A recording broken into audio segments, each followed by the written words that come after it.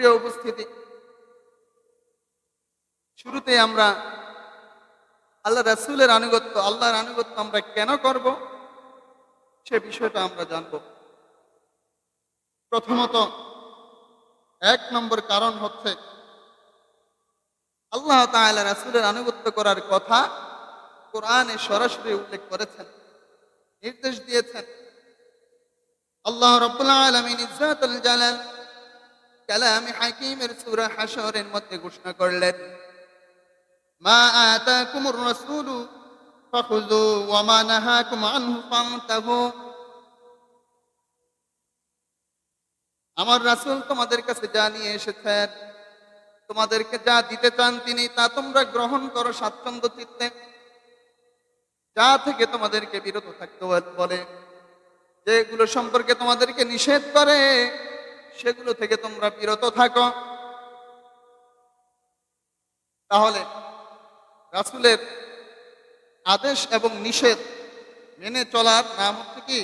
আনুগত্য। আল্লাহ রাসূল কিভাবে চলতে বলেছেন, কোন কাজগুলো ছেড়ে দিতে বলেছেন, এটা মানার নাম আনুগত্য। আপনি পরিপূর্ণ আনুগত্য না করা পর্যন্ত আল্লাহর প্রিয় বান্দা কখনোই হতে পারবেন না। আনুগত্যের 2 নং কারণ কেন আমরা আল্লাহ রাসূলের আনুগত্য করব। প্রথমটা ছিল আল্লাহ তাআলার নির্দেশ, দ্বিতীয়টাতে আল্লাহ তাআলা আল্লাহ রাসূলের শ্রেষ্ঠত্ব বর্ণনা করে দিলেন। আল্লাহ তাআলা সূরা আহজাবের 21 নং আয়াত আল্লাহ তাআলা ঘোষণা করলেন, লাকাদ কানা লাকুম ফি রাসূলিল্লাহি উসওয়াতুন হাসানাতুন লিমান কানা ইয়ারজুল্লাহা ওয়াল ইয়াওমাল আখির ওয়া যাকারাল্লাহা কাসীরা। আল্লাহ তাআলা পৃথিবীর মধ্যে, এই পৃথিবীতে যত মানব রয়েছে, মহামানব রয়েছে, সকল মানুষের মধ্যে আল্লাহ তাআলা আমাদের রাসূলের শ্রেষ্ঠত্ব বর্ণনা করে বললেন, উত্তম আদর্শ হচ্ছে রাসূলের আদর্শ। কোন পশ্চিমা মডেলের অনুসরণ নয়, দুনিয়ার কোন চাকচিক্যের মোহ নয়, দুনিয়ার কোন নেতার অনুসরণ নয়, দুনিয়ার কোন মানুষের আল্লাহর রাসূল ব্যতীত অন্য কারো আদর্শের মধ্যে কোনো উত্তম আদর্শ নেই। স্বীকৃতি দিয়েছেন কে? আল্লাহ তাআলা স্বয়ং স্বীকৃতি দিয়েছেন। আদর্শের মাপকাঠিতে আল্লাহ তাআলার কাছে সবচেয়ে উত্তম আদর্শ হচ্ছে আল্লাহ রাসূলের আদর্শ। আর সেই আদর্শ গ্রহণ করার জন্য আল্লাহ তাআলা আমাদের নির্দেশ দিয়েছেন। এটা তাদের জন্য সহজ, লিমান কানা ইয়ারজুল্লাহ ওয়াল ইয়াওমাল আখির, যারা আল্লাহর কাছে দাঁড়ানোর বিশ্বাস রাখে, পরকালে বিশ্বাস রাখে যে রবের সামনে তাদেরকে দাঁড়াতে হবে, তাদের জন্য এটা মানা, রাসূলের আদর্শ মানা সহজ। আর যাদের মধ্যে এই বিশ্বাস নাই, তারা মনে করবে দুনিয়ার বিভিন্ন মানুষের অনুসরণ, তাদের মতো করে বানানো, নিজের সন্তানকে ওই পশ্চিমা কালচারের প্রতি আকৃষ্ট করে পশ্চিমা শিক্ষা দীক্ষায় তাদেরকে শিক্ষিত করার চেষ্টা তারা করবে। কারণ পরকালের ভয়, রবের সামনে দাঁড়ানোর ভয় তাদের নাই। এই কারণে রাসূলের আদর্শ তাদের কাছে ভালো লাগে না। প্রিয় উপস্থিতি, তাহলে 2 নং কারণ পেলাম আমরা, আল্লাহ রাসূলের আদর্শ হচ্ছে শ্রেষ্ঠ আদর্শ। এই কারণে আমরা আল্লাহ রাসূলের আনুগত্য করব। প্রথমটা আল্লাহ তাআলার নির্দেশ, দ্বিতীয়টা আল্লাহ রাসূলের আদর্শ। আল্লাহ রাসূলের আনুগত্যের 3 নং কারণ হলো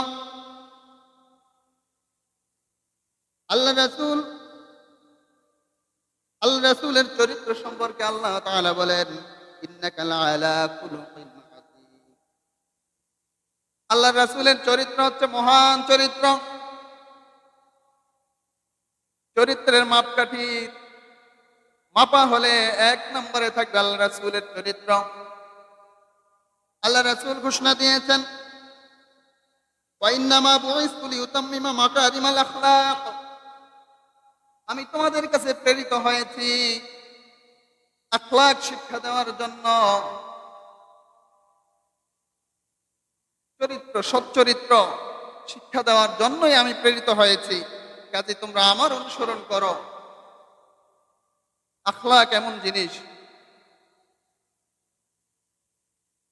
প্রিয় উপস্থিতি, তাহলে ৩ নং কারণ পেলাম, আল্লাহ রাসূলের চরিত্র হচ্ছে মহান, আখলাক মহান, আর তিনি শিক্ষক হিসেবে প্রেরিত হয়েছেন, আখলাকের শিক্ষক হিসেবে, চরিত্রের সচ্চরিত্রের শিক্ষাদানকারী হিসেবে। কাজে আমরা তার অনুসরণ করব না, কার অনুসরণ করব? আল্লাহ রাসূলের আনুগত্যের ৪ নং কারণ, আল্লাহ রাসূলকে আল্লাহ তাআলা এই বিশ্ববাসীর কাছে রহমত হিসেবে প্রেরণ করেছেন। কি হিসেবে? আল্লাহ তাআলা বলেন, ওয়ামা আরসালনাকা ইল্লা রাহমাতাল লিল আলামিন। আর আমি রাসূলকে প্রেরণ করেছি এই পুরো বিশ্ববাসীর জন্য রহমত স্বরূপ। পুরো বিশ্বের মানুষ যদি তার অনুগত হয়ে যায়, অনুসরণ করে, সে যে ধর্মেরই হোক না কেন, এখানে শুধু মুসলমানকে আলাদা করে বলা হয় নাই।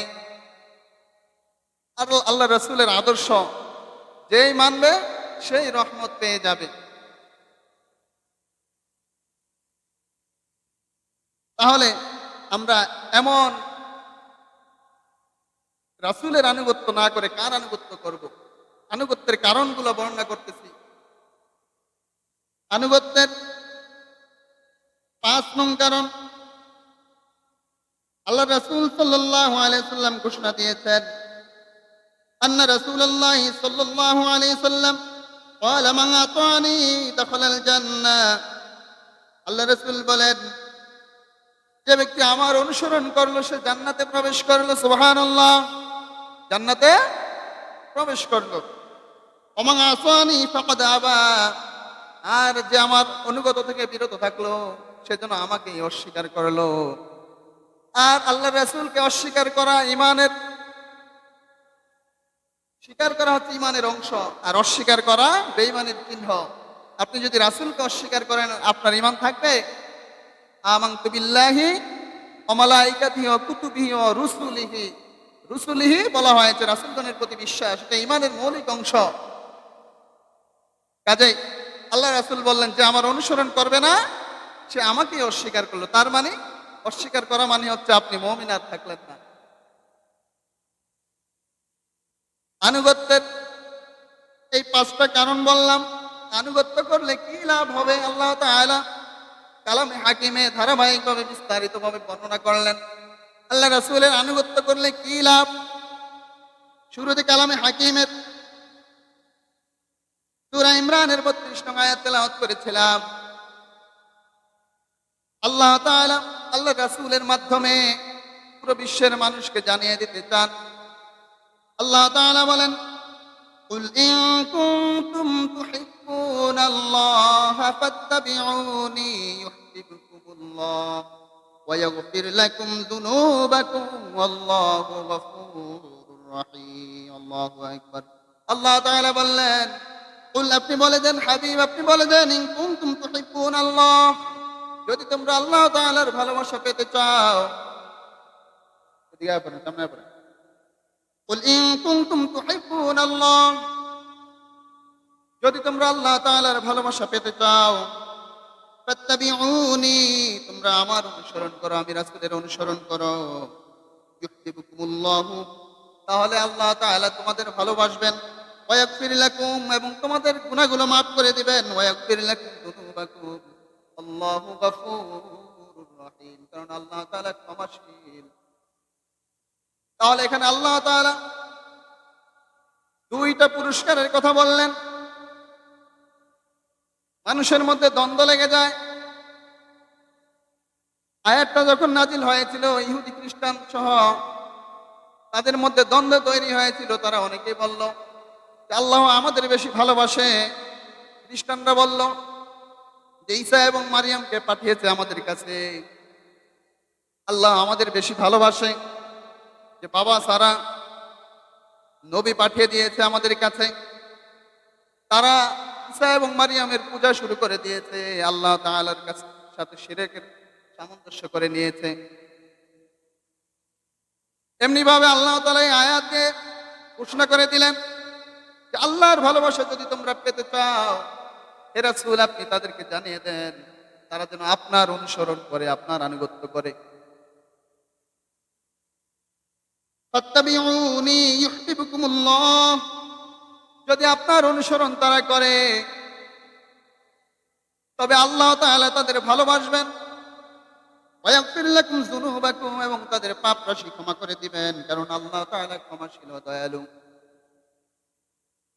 তাহলে আমরা আনুগত্যের প্রথম যেই পুরস্কার, যেই লাভ আমরা পেলাম যে আল্লাহ তাআলার প্রিয় বান্দা হওয়া যায় আল্লাহ রাসূলের আনুগত্যের মাধ্যমে। দ্বিতীয় পেলাম আমাদের গুনাহ খাতাগুলো আল্লাহ তাআলা মাফ করে দিবেন। আনুগত্যের ৩ নং লাভ হচ্ছে রহমত পাওয়া যায়। আল্লাহ তাআলা সূরা ইমরানের ১৩২ নং আয়াতে বললেন, ওয়াতিউল্লাহ ওয়ার রাসূল লাআল্লাকুম তুরহামুন, তোমরা আল্লাহ এবং তার রাসূলের আনুগত্য করো, আশা করা যায় তোমরা রহমত প্রাপ্ত হবে, দয়া প্রাপ্ত হবে। আনুগত্যের ৪ নং পুরস্কার হচ্ছে পরকালে সফলতা লাভ করা যায়। আল্লাহ তাআলা বলেন, আমাইয়ুতিল্লাহ ওয়া রাসূলাহু ওয়া ইয়াখশাল্লাহ ওয়া ইয়াত্তাকিহি ফাউলাইকা হুমুল ফাইজুন, যারা আল্লাহ তাআলার অনুসরণ করে, আল্লাহ রাসূলের অনুসরণ করে, আল্লাহকে ভয় করে, তারাই হচ্ছে পরকালের সফল কাম। তাহলে সফল কাম বান্দা হওয়া যায় আনুগত্যের মাধ্যমে। আনুগত্যের ৫ নং কারণ হচ্ছে, ৫ নং লাভ হচ্ছে আল্লাহ তাআলার ঘোষণা, ومن يطع الله ورسوله يدخله جنات تجري من تحتها الأنهار خالدين فيها وذلك الفوز العظيم। আল্লাহ তাআলা বলেন, যারা আল্লাহ রাসূলের অনুগত হয়, আল্লাহ রাসূলের আনুগত্য করে, আল্লাহ তাআলা তাদেরকে এমন জান্নাতে প্রবেশ করাবেন যার তলদেশ দিয়ে ঝর্ণা দ্বারা প্রবাহিত, যেটা হচ্ছে সবচেয়ে বড় সফলতা। আনুগত্যের ৬ নং লাভ, আল্লাহ তাআলা সূরা নিসার ৬৯ নং আয়াতে আল্লাহ তাআলা বললেন, ومن يطع الله والرسول فأولئك مع الذين أنعم الله عليهم من النبيين والصديقين والشهداء والصالحين وحسن أولئك رفيقا। যারা আল্লাহ রাসূলের অনুসরণ করবে, আনুগত্য করবে, আল্লাহ তাআলা বললেন ফাউলাইকা, তারা মাআল্লাযীনা আনআমাল্লাহ, আল্লাহ তাআলার নিয়ামত প্রাপ্ত বান্দাদের সাথে তাদের হাসর হবে। মিনান নাবিয়িনা, নবীদের সাথে, ওয়াস-সিদ্দীকিন, সত্যবাদী বান্দাদের সাথে, ওয়াশ-শুহাদাই, শহীদদের সাথে, ওয়াস-সালিহিন, নেককার বান্দাদের সাথে, ওয়া হাসুনা উলাইকা রফিকা, আর বন্ধু হিসেবে তারা কতই না উত্তম বন্ধু। আল্লাহু আকবার। কাজেই নবিয়িন, সিদ্দিকিন, শুহাদা, সালিহিনদের সাথে যদি আপনার হাসর আপনি যদি লাভ করতে চান, আল্লাহ রাসূলের আনুগত্য আপনাকে করতেই হবে, এটা ছাড়া অন্য কোনো গতি নাই। এরপর আনুগত্যের ৭ নং লাভ হচ্ছে আল্লাহ রাসূলের ঘোষণা, মান আহাব্বা সুন্নতি ফাকাদ আহাব্বানি ওয়া মান আহাব্বানি কানা মাই ফিল জান্নাহ। আল্লাহ রাসূল ঘোষণা দিলেন, যে ব্যক্তি আমার সুন্নতকে আঁকড়ে ধরলো, আমার সুন্নতকে ভালোবাসলো, অর্থাৎ আমার আনুগত্য করলো, ফাকাদ আহাব্বানি, সেজন্য আমাকেই মুহাব্বত করলো, আমাকেই ভালোবাসলো। ওয়া মান আহাব্বানি, আর যে আমাকে ভালোবাসলো, কানা মাই ফিল জান্নাহ, সে আমার সাথে জান্নাতে থাকবে। সুবহানাল্লাহ। আল্লাহ রাসূলের সাথে কি আমরা জান্নাতে থাকতে চাই? যদি থাকতে চাই তাহলে কি করতে হবে? আল্লাহ রাসূলের আনুগত্য করতে হবে, আল্লাহ রাসূলের সুন্নতকে ভালোবাসতে হবে, আর এর মাধ্যমে আল্লাহ রাসূলের ভালোবাসা এবং তার সাথে জান্নাতে থাকা সম্ভব হবে। আমরা আনুগত্যের যে লাভ সেটা শিখলাম, সেটা জানলাম। এই আনুগত্য না করলে কি পরিণাম, কি ভয়াবহ পরিণাম, সে ব্যাপারে আমরা একটু জানবো। যদি আমরা আল্লাহ রাসূলের আনুগত্য না করি তাহলে আমাদের কি হবে? আনুগত্য না করার ভয়াবহতা, ১ নং ভয়াবহতা হলো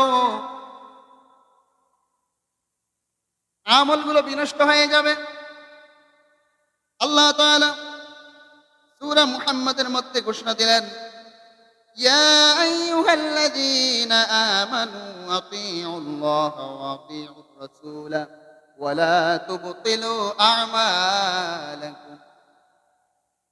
হে ঈমানদারেরা, তোমরা আল্লাহ এবং তার রাসূলের অনুসরণ করো। যদি এটা তোমরা না করো, ওয়ালা তুবতিলু আমালাকুম, তোমাদের আমলগুলোকে বাতিল করে দেওয়া হবে, বিনষ্ট করে দেওয়া হবে। তোমরা যত নামাজ, রোজা, হজ, যাকাত করো না কেন, যত ভালো আমল করো না কেন, যদি আল্লাহর রাসূলের সুন্নাহ অনুযায়ী সেটা না হয়, যদি আল্লাহর রাসূলের নির্দেশ অনুযায়ী সেটা না হয়, তবে সে আমলগুলোকে আল্লাহ তাআলা বিনষ্ট করে দিবেন। তাহলে আমল বিনষ্ট হয়ে যায়, এক নং ভয়াবহতা। কোন বান্দা সারা জীবন আমল করলো, কিন্তু সেটা আল্লাহ রাসূলের সুন্নাহ অনুযায়ী হলো না,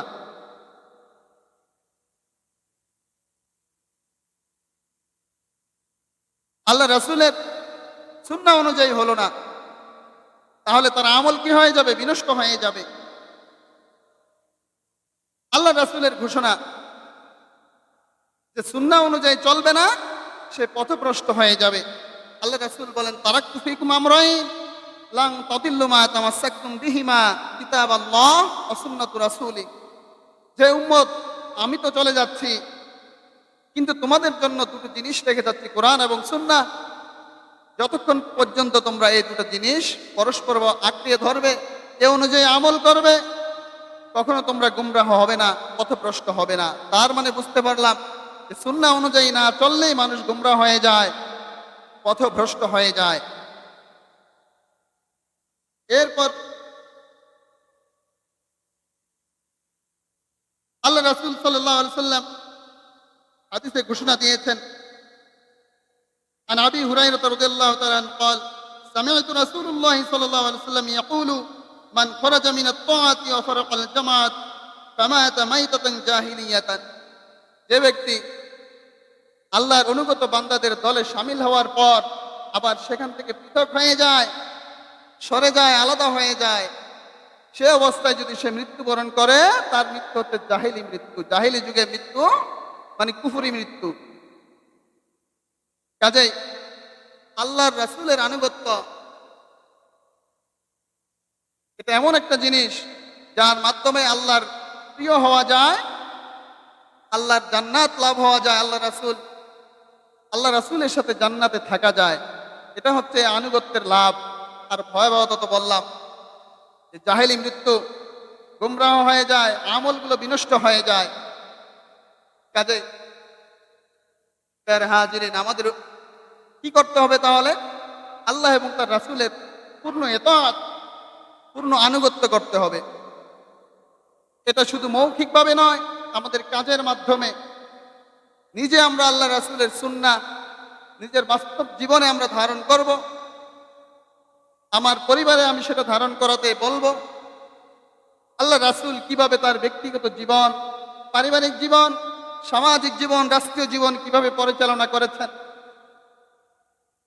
একেবারে মসজিদ থেকে রাষ্ট্রের চূড়ান্ত পর্যায় পর্যন্ত কিভাবে আল্লাহ রাসূল ইসলাম প্রতিষ্ঠা করেছিলেন, একটা বর্বর সমাজে, বর্বর জাহিলি সমাজে কিভাবে তিনি ইসলাম প্রতিষ্ঠা করেছিলেন, তার আদর্শ আমাদের ধরতে হবে। আজকে সারা বিশ্বের মানুষ, মুসলমান লাঞ্ছিত হচ্ছে, অপমানিত হচ্ছে একমাত্র এই কারণেই আল্লাহ রাসূলের আদর্শ আমরা ছেড়ে দিয়েছি। প্রিয় উপস্থিতি, আসুন আমরা আল্লাহ রাসূল সাল্লাল্লাহু আলাইহি সাল্লামের এই ইতাআত পরিপূর্ণভাবে করি। আল্লাহ রাসূল যেভাবে আমাদেরকে করতে বলেছেন, আল্লাহ রাব্বুল আলামিন ইজ্জতুল জালাল আমাদেরকে আল্লাহ এবং তার রাসূলের পূর্ণ আনুগত্য সঠিকভাবে, পরিপূর্ণভাবে করার তৌফিক দান করুক। সকল বলি আল্লাহুম্মা আমিন।